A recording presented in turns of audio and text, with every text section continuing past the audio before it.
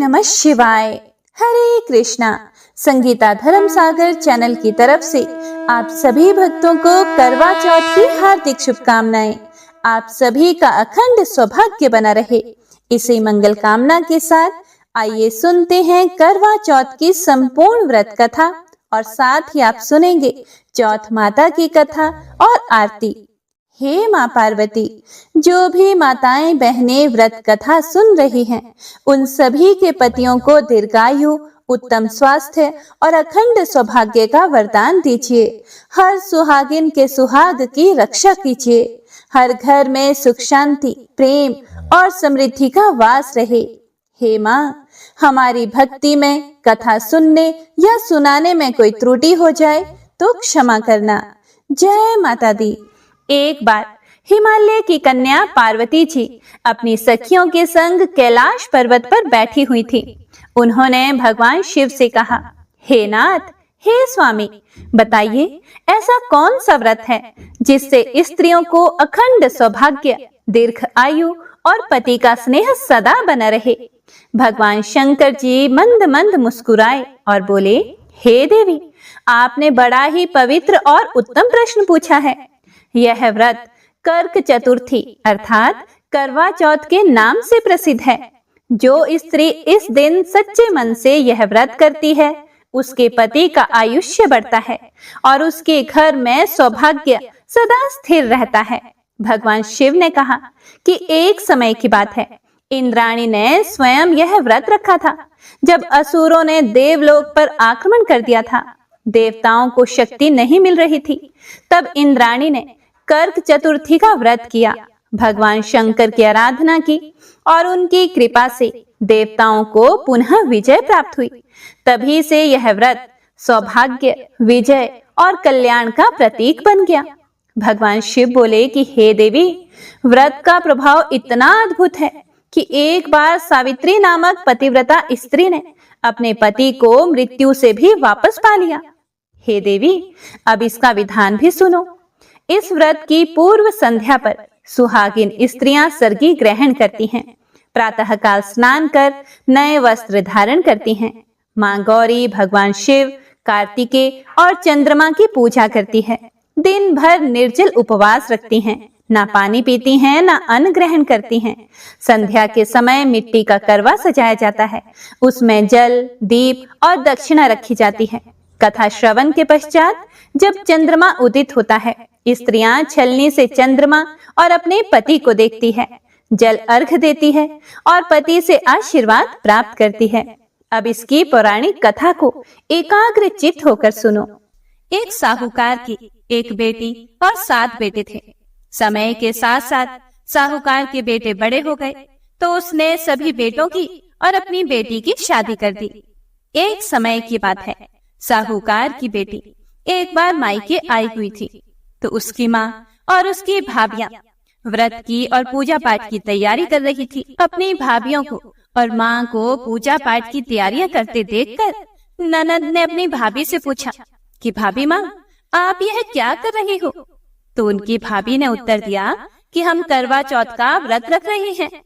तो उसने पूछा कि यह व्रत क्या होता है और इस व्रत को करने से क्या फल मिलता है और आप यह व्रत क्यों कर रही हैं? फिर भाभी ने बताया कि करवा चौथ का व्रत रखने से अखंड सौभाग्य की प्राप्ति होती है, पति पर आया हुआ हर संकट दूर हो जाता है, घर में सुख समृद्धि का वास होता है।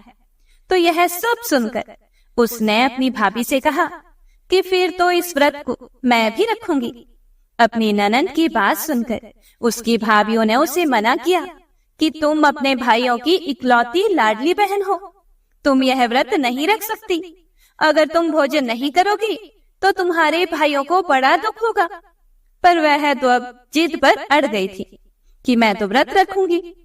उसके भाई उसको बहुत प्यार करते थे। जब भी वह घर आती थी, जब भी वह मायके आती थी, तो उसके भाई उसके साथ ही भोजन करते थे। तो उस दिन उसने भी करवा चौथ का व्रत रख लिया। सारा दिन निराहार भूखी प्यासी रही। शाम को जब उसके भाई घर आए तो अपनी बहन को बोले कि बहन आओ भोजन कर लेते हैं। फिर बहन अपने भाइयों से बोली कि भैया आज तो मेरा करवा चौथ का व्रत है, चांद उगने पर ही मैं भोजन करूंगी। बहन को भूखी प्यासी देखकर भाइयों ने सोचा कि चांद उगने तक तो बहन भूखी रहेगी। तो एक भाई ने दिया जलाया, दूसरे भाई ने छलनी लेकर उसे ढका और नकली चांद दिखाकर बहन से कहने लगे कि बहन आओ, चलो चांद निकल आया है, आओ चांद को अर्घ दे दो। यह देखकर बहन अपनी भाभीयों से बोली कि भाभी माँ, चांद निकल आया है, आओ चांद को अर्घ दे देते हैं। फिर भाभियां बोली, ननंद जी, यह तो आपका चांद निकला है, हमारा चांद तो रात को निकलेगा। बहन ने अकेले ही अर्घ दे दिया और खाने लगी। तो पहले ही ग्रास में बाल आ गया, दूसरे ग्रास में कंकड़ आया और तीसरा ग्रास मुंह में लेते ही उसके ससुराल से उसे संदेशा आया कि उसका पति बहुत बीमार है, जल्दी चलो। माँ ने जब लड़की को विदा किया तो अपनी बेटी से कहा कि रास्ते में जो कोई भी मिले उसके पांव लगना और जो कोई सुहाग का आशीष दे तो उसके पल्ले में गांठ लगाकर उसे कुछ रुपए दे देना। बहन जब भाइयों से विदा हुई तो रास्ते में जो भी उसे मिला उसने उसे यही आशीष दिया कि तुम 7 भाइयों की बहन हो, तुम्हारे भाई सुखी रहें और तुम उनका सुख देखो। सुहाग का आशीष किसी ने भी नहीं दिया। जब वह ससुराल पहुंची तो दरवाजे पर उसकी छोटी ननद खड़ी हुई थी। वह उसके भी पांव लगी तो उसने कहा कि सुहागिन रहो, सपोती हो। तो उसने यह सुनकर पल्ले में गांठ बांध ली और ननंद को सोने का सिक्का दिया। जब वह भीतर गई तो सास ने कहा कि पति धरती पर पड़ा है, तो वह उसके पास जाकर उसकी सेवा करने के लिए बैठ गई। बाद में सास ने दासी के हाथ बची कुची रोटी उसे भेज दी। इस प्रकार से समय बीतते बीतते मार्गशीर्ष की चौथ आई। तो चौथ माता बोली, करवा ले भाइयों की प्यारी करवा ले। लेकिन जब उसे चौथ माता नहीं दिखाई दी तो वह बोली, हे माते, आपने मुझे उजाड़ा है तो आप ही मेरा उद्धार करोगी, आपको मेरा सुहाग देना ही पड़ेगा। तब उस चौथ माता ने बताया कि पौष की चौथ आएगी, वह मेरे से बड़ी है, उसे ही सब कहना, वही तुम्हारा सुहाग वापस देंगी। पौष की चौथ आकर चली गई, माघ की चौथ चली गई, फागुन की भी चौथ आकर चली गई, चैत्र, वैशाख, ज्येष्ठ, आषाढ़ और सावन भादों की भी सभी चौथ आई और यही कहकर चली गई कि आगे वाली को कहना। असौज की चौथ आई तो उसने बताया कि तुम पर कार्तिक की चौथ नाराज है, उसी ने तुम्हारा सुहाग लिया है, वही वापस कर सकती हैं, वही आएंगी तो उनके पांव पकड़कर विनती करना। यह बताकर वह भी चली गई। जब कार्तिक की चौथ आई तो वह गुस्से में बोली, भाइयों की प्यारी करवा ले, दिन में चांद उगानी करवा ले, व्रत खंडन करने वाली करवा ले, भूखी करवा ले। यह सुनकर वह चौथ माता को देखकर उनके पांव पकड़कर गिड़गिड़ाने लगी, हे चौथ माता, मेरा सुहाग आपके हाथों में है, आप ही मुझे सुहागिन करें। तब माता बोली, हे पापिन, मेरे पांव पकड़कर क्यों बैठ गई? तब बहन बोली कि जो मुझसे भूल हुई है उसे आप क्षमा कीजिए, अब मैं भूल नहीं करूंगी। तब चौथ माता ने प्रसन्न होकर आंखों से काजल, नाखूनों से मेहंदी और टीके में से रोली लेकर छोटी उंगली से उसके आदमी पर छींटा दिया। तो वह उठकर बैठ गया और बोला कि आज तो मैं बहुत सोया। फिर उसकी पत्नी बोली, क्या सोया? मुझे तो 12 महीने हो गए, अब जाकर चौथ माता ने मेरा सुहाग लौटाया है। तब उसने कहा कि जल्दी से माता का पूजन करो। जब चौथ की कहानी सुनी, करवा पूजन किया तो प्रसाद खाकर दोनों पति पत्नी चौपड़ खेलने बैठ गए। नीचे से दासी आई, उसने उन दोनों को चौपड़ पासे खेलते देखा तो उसने सास जी को जाकर बता दिया। तब से सारे गांव में यह प्रसिद्धि होती गई कि सभी स्त्रियां चौथ का व्रत करें तो सुहाग अटल रहेगा। हे चौथ माता, जिस तरह से साहूकार की बेटी को सुहाग दिया, उसी तरह से सबको सुहागिन रखना। हे प्रिय भक्तों, यही करवा चौथ के उपवास की सनातन महिमा है। तो प्रेम से बोलिए चौथ माता की जय, करवा माता की जय। तो आइए अब करवा चौथ की दूसरी कथा को सुनते हैं। प्राचीन काल में करवा नाम की एक पतिव्रता स्त्री अपने पति के साथ नदी किनारे एक गांव में रहती थी।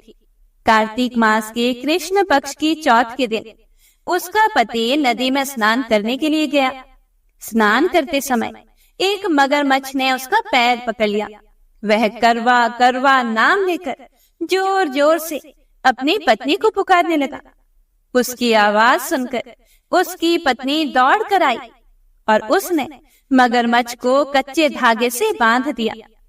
मगर को बांधकर वह यमराज के यहाँ पहुंची और यमराज से बोली, भगवान, मगरमच्छ ने मेरे पति का पैर पकड़ लिया है, इसीलिए पैर पकड़ने के अपराध में आप अपने बल से उस मगरमच्छ को नर्क में ले जाओ। यमराज ने कहा, अभी मगरमच्छ की आयु शेष है, इसीलिए मैं उसे नहीं मार सकता। तब करवा ने कहा, यदि आप ऐसा नहीं करोगे तो मैं आपको श्राप देकर नष्ट कर दूंगी। यह सुनकर यमराज डर गए और उस पतिव्रता स्त्री करवा के साथ जाकर मगरमच्छ को उन्होंने यमपुरी भेज दिया और करवा के पति को दीर्घायु प्रदान की। उसी दिन से यह करवा चौथ मनाई जाती है और सुहागिन स्त्रियों के द्वारा व्रत रखा जाता है। हे करवा माता, जैसे आपने अपने पति की रक्षा की, वैसे सबके पतियों की रक्षा करना। सभी प्रेम से बोलिए चौथ माता की जय, करवा माता की जय। आइए अब करवा चौथ की तीसरी कहानी को सुनते हैं। अति प्राचीन काल की बात है। एक बार पांडु पुत्र अर्जुन तप करने के लिए नीलगिरी पर्वत पर चले गए थे। इधर पांडवों पर अनेक मुसीबतें पहले से ही थी। इससे द्रौपदी ने शोक विवल होकर कृष्ण जी की आराधना की। कृष्ण भगवान उपस्थित हुए और उनसे पूछा कि कहो, तुम्हें क्या कष्ट है? फिर द्रौपदी ने हाथ जोड़कर कहा, हे प्रभु, मुझे क्या कष्ट है, आप तो स्वयं जानते हैं, आप तो अंतर्यामी हैं। मुझे कष्टों के बोझ ने विवल कर दिया है। क्या कोई ऐसा उपाय है जिससे इन कष्टों से छुटकारा मिल सके? यह सुनकर कृष्ण भगवान मुस्कुराते हुए बोले, हे द्रौपदी, तुम्हारा प्रश्न अति उत्तम है। फिर द्रौपदी बोली, हे प्रभु, फिर मुझ दुखियारी का कष्ट दूर करने का उपाय बताइए। हे प्रिय भक्तों, द्रौपदी ने यह प्रश्न कृष्ण जी से पूछा और यही प्रश्न एक बार पार्वती जी ने शिव जी भगवान से किया था। तब शिव जी भगवान ने करवा चौथ के व्रत का विधान बताया था। द्रौपदी कहती है, हे श्री कृष्ण, मुझे भी करवा चौथ की जानकारी दीजिए, उसकी क्या कथा है? तब भगवान श्री कृष्ण ने कुछ पल सोचने के बाद कहा, दुख सुख जो सांसारिक माना जाता है, प्राणी उसमें सदा ही लिप्त रहता है। मैं तुम्हें अति उत्तम करवा चौथ व्रत की कथा सुनाता हूँ, इसे एकाग्र चित्त मन से सुनो। प्राचीन काल में गुणी विद्वान धर्मपरायण एक ब्राह्मण रहता था। उसके 4 पुत्र तथा एक गुणवती सुशील पुत्री भी थी। पुत्री ने शादी के बाद चतुर्थी का व्रत किया, किंतु चंद्रमा के उदय होने से पहले ही उसे भूख ने पीड़ित कर दिया। इससे उसके स्नेही दयालु भाइयों ने छल से पीपल की आड़ में नकली चंद्रमा बनाकर उसे दिखा दिया और लड़की ने भी नकली चंद्रमा को अर्घ देकर भोजन कर लिया। और भोजन करते ही उसके पति की हृदय गति बंद हो गई। इससे दुखी होकर उसने अन्न जल त्याग दिया। उसी रात को इंद्राणी भूमि पर विचरण करने आई। ब्राह्मण पुत्री ने उससे अपने दुख का कारण पूछा। फिर इंद्राणी ने बताया कि तुमने करवा चौथ व्रत में चौथ दर्शन से पहले ही भोजन कर लिया था। जिसके कारण तुम्हें यह कष्ट मिला है। तब उस लड़की ने अंजलि बांधकर उनसे विनय की कि इससे मुक्त होने का कोई उपाय बताइए। इस पर इंद्राणी ने कहा, यदि तुम विधि पूर्वक अगली करवा चौथ का व्रत करो तो तुम्हारे पति पुनर्जीवित हो जाएंगे। कन्या ने ऐसा करने का वचन दिया तो उसका पति स्वस्थ हो गया। इस पर उस कन्या ने वर्ष भर प्रत्येक चतुर्थी का व्रत किया और अनंत अखंड सुहाग प्राप्त किया। श्री कृष्ण भगवान जी ने कहा, हे द्रौपदी, यदि तुम इस व्रत को करोगी तो तुम्हारे सभी संकट कट जाएंगे। इस प्रकार द्रौपदी ने यह व्रत किया और पांडव सभी क्षेत्र में विजय हुए। इस प्रकार सौभाग्य, पुत्र, पौत्र आदि और धन धान्य की इच्छुक स्त्रियों को यह व्रत विधि पूर्वक करना चाहिए। इस व्रत में भगवान शंकर और चौथ माता की पूजा की जाती है और साथ ही साथ भगवान गणेश जी की भी पूजा अवश्य करनी चाहिए और कथा सुननी चाहिए। तो प्रेम से बोलिए, चौथ माता की जय, गणपति महाराज की जय। आइए अब करवा चौथ की चौथी कहानी को सुनते हैं। उसके बाद हम गणेश जी की और चौथ माता की बड़ी ही पावन कथा को सुनेंगे। एक ब्राह्मण परिवार में 7 बहुएं रहती थी। 6 बहुओं के मायके वाले बहुत अमीर थे। इस कारण ससुराल में उनका बड़ा मान होता था, परंतु छोटी के मायके में कोई नहीं था। वह घर का सारा काम काज करती, सबकी सेवा करती, पर कोई भी उससे प्यार नहीं करता। सभी दुत्कारते रहते थे। तीज त्योहारों पर भी जब उसके मायके से कोई नहीं आता तो वह बहुत दुखी होती। हर साल की तरह इस साल भी करवा चौथ का व्रत आया। अन्य सभी बहुओं के मायकों से उनके भाई करवा लेकर आए, पर छोटी बहू के मायके में यदि कोई होता तो करवा भी लाता। सास भी छोटी बहू को खरी खोटी सुना रही थी। वह दुखी होकर घर से निकल पड़ी और जंगल में जाकर रोने लगी। एक नाग बहुत देर से उसका रोना सुनता रहा और अंत में वह अपने बिल से बाहर आया और उससे पूछने लगा कि हे बेटी, क्या बात है, तुम क्यों रो रही हो? फिर छोटी बहू बोली कि आज करवा चौथ है, मेरा कोई भाई नहीं है। यदि मेरा कोई भाई होता तो आज जरूर करवा लेकर आता। नाग को छोटी बहू पर दया आ गई। नाग ने कहा कि बेटी, तुम घर जाओ, मैं अभी करवा लेकर आता हूँ। और थोड़ी देर बाद नाग ससुराल पहुंचा। ससुराल वाले इतना सामान देखकर चकित हो गए और सास भी बड़ी खुश हुई और सास ने प्रसन्न मन से छोटी बहू को नाग के साथ भेज दिया। नाग ने छोटी बहू को अपना सारा महल दिखाया और कहा, जितने दिन चाहो आराम से यहाँ रहो, मन चाहा खाओ, मन चाहा पहनो, पर एक बात याद रखना, सामने रखी नांद कभी मत खोलना। छोटी बहू सारा समय महल में आराम से काटती, पर नांद के बारे में उसकी उत्सुकता बढ़ती जा रही थी। एक दिन जब घर में कोई नहीं था तो उसने नांद उठाकर देखा तो हजारों छोटे छोटे सांप के बच्चे इधर उधर रेंगने लगे। उसने जल्दी ही नांद ढक दी और जल्दी में एक सांप की पूंछ नांद के नीचे आकर कट गई। शाम को नाग के आने पर छोटी बहू ने अपनी गलती स्वीकार कर ली। नाग ने भी उसे क्षमा कर दिया। जब छोटी बहू ने ससुराल जाने की इच्छा की तो उसे धन रत्न आदि देकर नाग ने विदा किया। छोटी बहू की ससुराल में अब उसकी बड़ी इज्जत होने लगी थी। जिस सांप की पूंछ नांद से कट गई थी उसे सभी बंडा बंडा कहकर तंग करते। एक दिन उसने अपनी माँ से पूछा कि मामा, मेरी पूंछ कैसे कट गई थी? तब उसकी माँ ने कहा कि छोटी बहू के नांद उठाने और जल्दी जल्दी में रखने से तुम्हारी पूंछ कट गई थी। तो वह बोला कि मैं छोटी बहू से बदला जरूर लूंगा। माँ ने उसे बहुत समझाया, लेकिन बहुत समझाने पर भी वह एक दिन चुपचाप छोटी बहू के घर में जाकर छुप गया और मौका पाकर उसे काटने की सोचने लगा।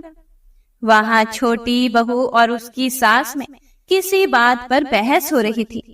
तो छोटी बहू कसम खा खा कर कह रही थी कि मैंने ऐसा नहीं किया। वह कह रही थी कि मुझे बंडा भैया से बहुत प्यार है, मैं उन्हें बहुत प्यार करती हूँ। उन्हीं की कसम खा कर कहती हूँ कि मैंने ऐसा नहीं किया है। बंडा ने जब सुना तो वह सोचने लगा कि जो मुझसे इतना प्यार करती है, मैं उसे ही काटने आया हूँ। वह चुपचाप घर चला गया। फिर उसकी माँ ने उससे पूछा कि ले आए बहन से बदला। फिर वह कहने लगा, माँ, बहन से कैसा बदला? तभी से बंडा भाई अपनी बहन के लिए हर साल चौथ के दिन करवा लेकर जाता और उसकी बहन भी बड़े प्यार से करवा चौथ का व्रत करती। तो प्रेम से बोलिए करवा चौथ माता की जय। आइए अब बड़ी चौथ माता की कथा को सुनते हैं। इस कथा को सुनने से ही व्रत पूर्ण माना जाता है तथा समस्त मनोकामनाएं भी पूर्ण होती हैं।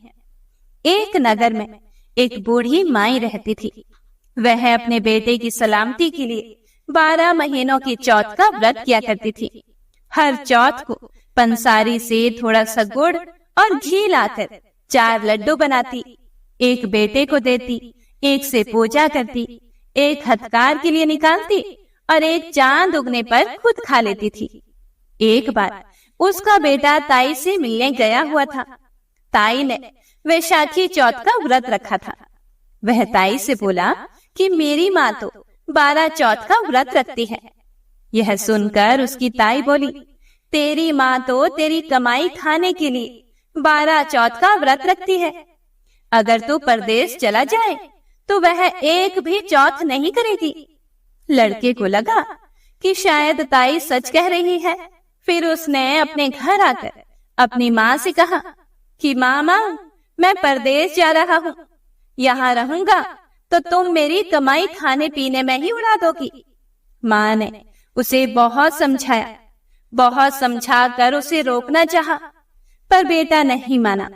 माँ ने उसे साथ ले जाने के लिए चौथ माता की आंखें दी और कहा कि मुसीबत में यह आंखें तेरी मदद करेंगी। वह आंखें लेकर रवाना हो गया। घूमते घूमते वह एक नगर में पहुंचा। वहां उसने देखा कि एक बूढ़ी माई रोती जा रही है और पुआ बनाती जा रही है। उसने उनसे रोने का कारण पूछा। तब बूढ़ी माई ने कहा कि हे बेटा, इस नगर की पहाड़ी पर एक दैत्य रहता है। पहले वह नगर में आकर कई लोगों को खाने के लिए मार देता था। अब राजा हर घर से एक आदमी दैत्य के पास भेजता है और आज मेरे बेटे की बारी है, इसीलिए मैं रो रही हूँ और उसी के लिए पुए भी बना रही हूँ। फिर वह बोला कि तू यह पुए मुझे खिला दे, तेरे बेटे की जगह मैं चला जाता हूँ। बूढ़ी माँ ने खीर पुए उसे खिला दिए। खा पीकर वह सो गया। रात को राजा के सैनिक आए तो बूढ़ी माँ ने उसे भेज दिया।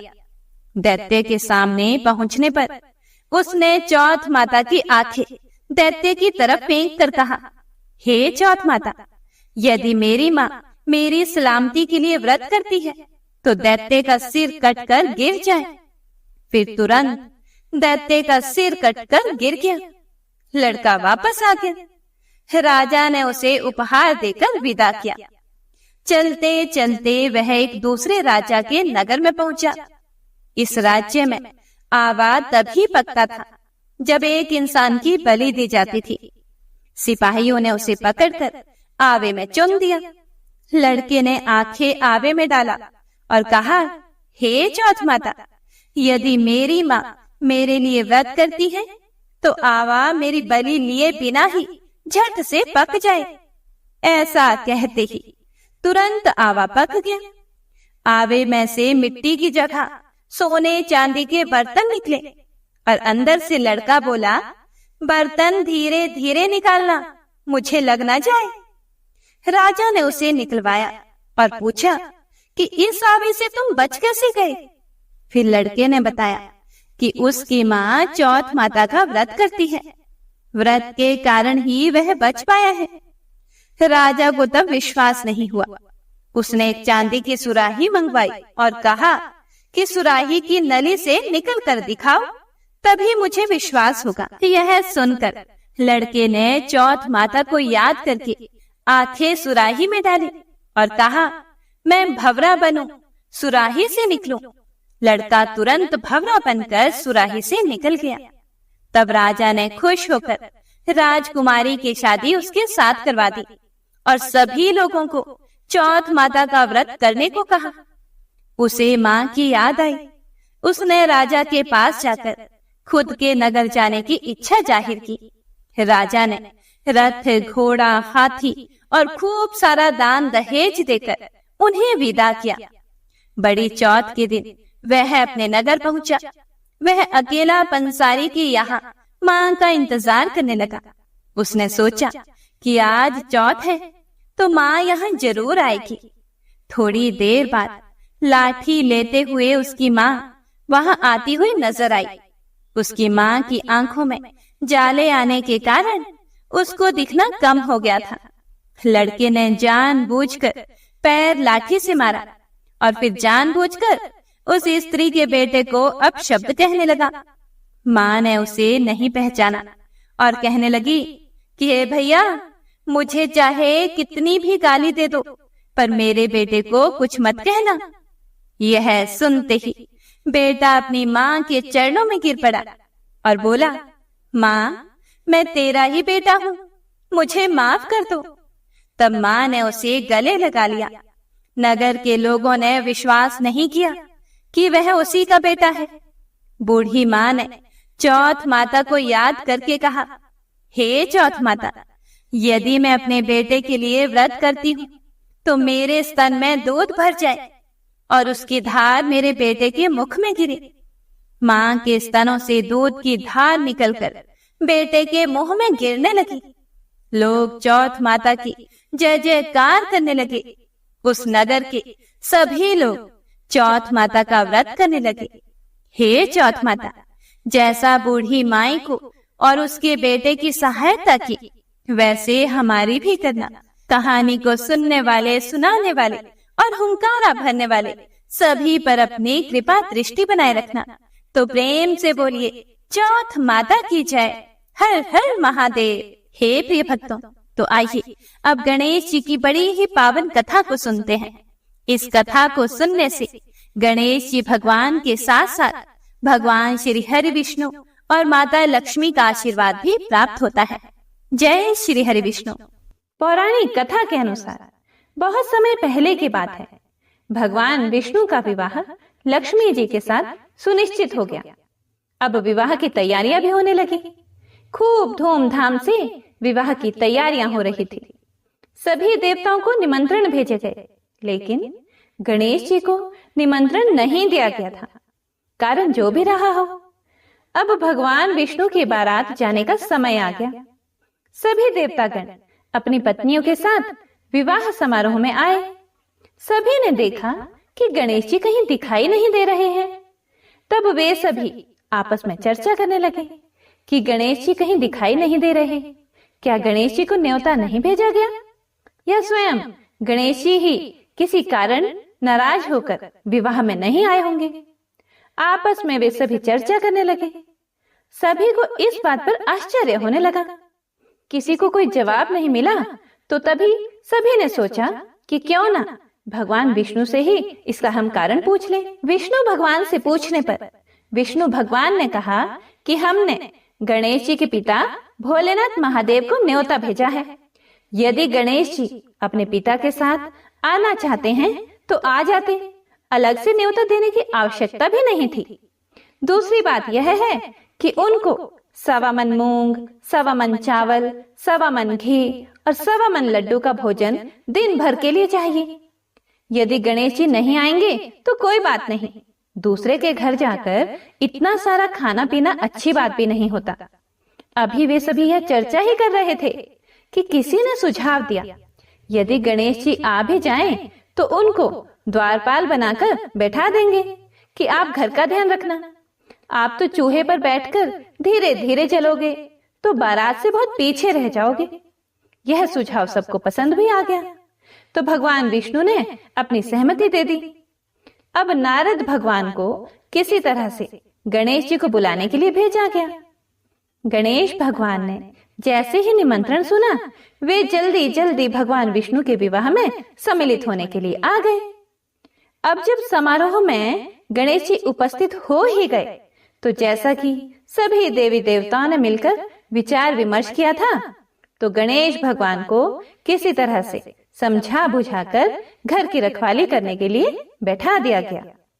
अब बारात चल दी। सभी देवी देवता बारात के साथ चल दिए। तब नारद जी ने देखा कि गणेश जी तो दरवाजे पर ही बैठे हुए हैं, तो वे गणेश जी के पास गए और उनसे रुकने का कारण पूछने लगे। नारद जी ने पूछा, क्या बात है गणेश जी, आप द्वार पर इस तरह से क्यों बैठे हो? विष्णु जी ने तो आपको अपने विवाह में सम्मिलित होने के लिए बुलाया था। वे आपको अपने साथ बारात में लेकर नहीं गए? कहीं ऐसा तो नहीं वह आपको अपने घर का द्वारपाल बनाकर यहाँ छोड़कर चले गए हो? गणेश भगवान को सारी बात समझ में आई, तो वह बहुत ही क्रोधित होकर कहने लगे, नारद जी, तब तो भगवान विष्णु ने मेरा बहुत बड़ा अपमान किया है। नारद मुनि तो सारा हाल जानते थे कि गणेश भगवान के बिना तो विष्णु भगवान की बारात आगे जा ही नहीं सकती थी। तब नारद जी गणेश भगवान को कहने लगे कि अगर आप अपनी मूषक सेना को आगे भेज दें तो वह रास्ता खोद देंगे, जिससे कि सभी वाहन धरती में धंस जाएंगे। तब तो विष्णु भगवान को आपको सम्मान पूर्वक अपनी बारात में बुलाना ही पड़ेगा। अब भला किस बात की देरी थी? अब तो गणेश जी ने अपनी मूषक सेना को जल्दी से आगे भेज दिया और सेना ने जमीन खोद दी। जब बारात वहां से निकली तो रथों के पहिए धरती में धंस गए। लाख कोशिश करने के बावजूद भी पहिए नहीं निकले। सभी ने अपने अपने उपाय किए, फिर भी पहिए तो निकल नहीं पाए बल्कि टूट गए। अब किसी की समझ में नहीं आ रहा था कि अब क्या किया जाए। तब नारद जी, जो विष्णु भगवान की बारात में पहुंच चुके थे, उन्होंने कहा, आप लोगों ने गणेश जी का अपमान करके अच्छा नहीं किया। यदि उन्हें मनाकर लाया जाए तो आपका कार्य सिद्ध हो सकता है और यह संकट भी टल सकता है। तब शंकर भगवान ने अपने दूत नंदी को भेजा और नंदी ने किसी तरह से समझा बुझाकर गणेश जी को लेकर आए। तब गणेश जी का आदर सम्मान किया गया, उनकी पूजा की गई। तब कहीं जाकर रथ के पहिए निकले। पहिए तो निकल गए, लेकिन वह टूट फूट गए थे, तो उन्हें सुधारता कौन? पास के खेत में खाती मतलब कि किसान काम कर रहा था, तो उसे बुलाया गया। खाती अपना कोई भी कार्य प्रारंभ करने से पहले ओम श्री गणेशाय नमः कहता था, गणेश जी की वंदना करता था। अब जब सभी लोगों ने उससे निवेदन किया तो खाती ओम श्री गणेशाय नमः कहकर मन ही मन गणेश जी की वंदना करने लग गया और देखते ही देखते खाती ने सभी पहियों को ठीक कर दिया। पहियों को ठीक करने के बाद तब खाती कहने लगा, हे देवतागण, आपने सर्वप्रथम गणेश जी को नहीं मनाया होगा और ना उनकी पूजा की होगी, इसीलिए आप सभी के ऊपर यह संकट आया है। हम लोग तो मूर्ख और अज्ञानी हैं, फिर भी हम लोग सबसे पहले गणेश जी की पूजा करते हैं, उनका ध्यान करते हैं। लेकिन आप लोग तो देवतागण हैं, फिर भी आप गणेश जी को कैसे भूल गए? अब आप लोग सबसे पहले गणेश जी का नाम लेकर जाएं, गणेश जी की जय बोलकर जाएं, तो आपके सारे काम बन जाएंगे और कोई भी संकट नहीं आएगा। ऐसा कहते हुए बारात वहां से गणेश भगवान को अपने साथ लेकर चल पड़ी और फिर धूमधाम से विष्णु भगवान का माता लक्ष्मी के साथ विवाह संपन्न हो गया और सभी सकुशल घर लौट आए। ओम जय करवा मैया, माता जय करवा मैया, जो व्रत करे तुम्हारा पार करो नैया। ओम जय करवा मैया, सब जग की हो माता, तुम हो रुद्राणी, यश तुम्हारा गावत जग के सब प्राणी। ओम जय करवा मैया। कार्तिक कृष्ण चतुर्थी जो नारी व्रत करती, दीर्घायु पति होवे दुख सारे हरती। ओम जय करवा मैया। जो व्रत करे तुम्हारा पार करो नैया। होय सुहागिन नारी सुख संपत्ति पावे। गणपति जी बड़े दयालु विघ्न सभी नाशे। जो व्रत करे तुम्हारा पार करो नैया। ओम जय करवा मैया। करवा मैया की आरती व्रत कर जो गावे। व्रत हो जाता पूर्ण सब विधि सुख पावे। ओम जय करवा मैया। ओम जय करवा मैया। तो प्रेम से बोलिए करवा मैया की जय। गणपति महाराज की जय। शिव शिवा की जय। हे प्रिय भक्तों, तो यह थी आज की करवा चौथ की संपूर्ण व्रत कथा और आरती। उम्मीद करती हूँ आप सभी ने यह कथा पूरी अवश्य सुनी होगी और पूरे प्रसन्नचित मन से सुनी होगी। कथा पसंद आई हो तो लाइक करके कमेंट बॉक्स में जयकारा जरूर लगाइएगा और ज्यादा से ज्यादा शेयर भी कीजिएगा। तो मिलते हैं अगली कथा के साथ, तब तक के लिए हरे कृष्णा।